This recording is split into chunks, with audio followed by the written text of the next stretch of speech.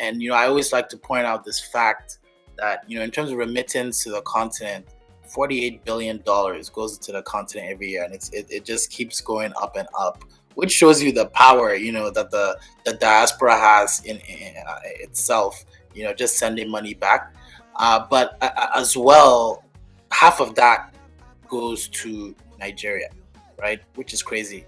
24 billion essentially goes to Nigeria every year, and about 30% goes towards real estate. That's what some of the studies say, right?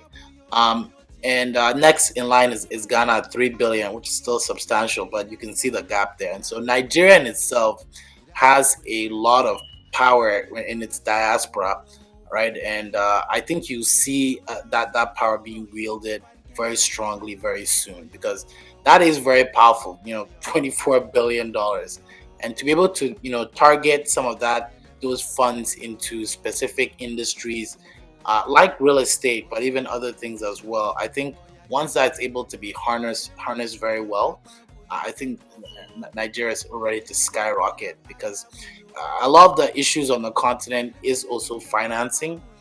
Financing anything, people are very wary of investing in the continent because of perception issues, and that's not even outsiders, even the people, sort of our own people as well. And that's for various reasons, right and wrong, right?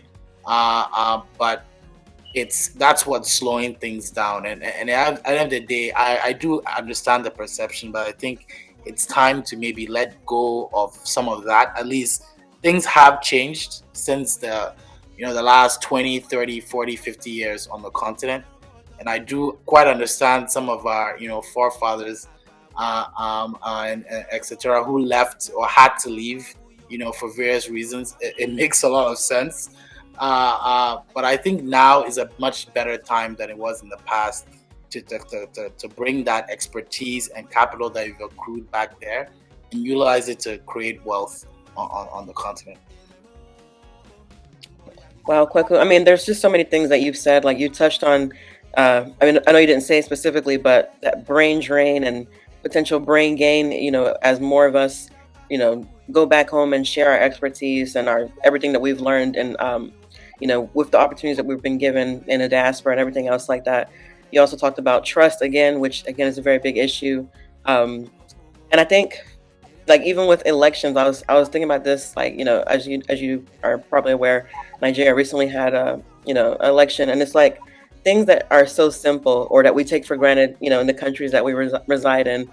These things are like pretty much catastrophic in our homelands, and it's so unfortunate how something that should be as simple as that, we end up like going to like fasting and praying just to make sure that it's, I don't know. That's another story I know we're not really prepared for today, but I just love the fact that you touched on, the fact that we, as, those of us in the African diaspora, there's so much that we can do, and there's so much that we have been doing, with that remittance economy. And I guess, I mean, I don't know if you have a lot of information on this. I know you did say that a good amount of it goes towards real estate, but can you share some more about where else the remittance is going to, like how else is helping our people back home?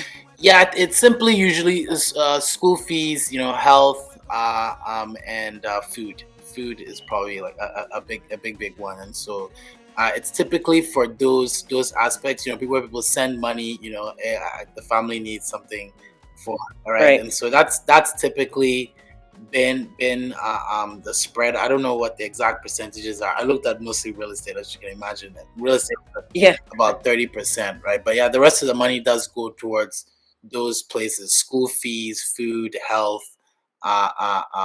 etc. Yeah. Okay.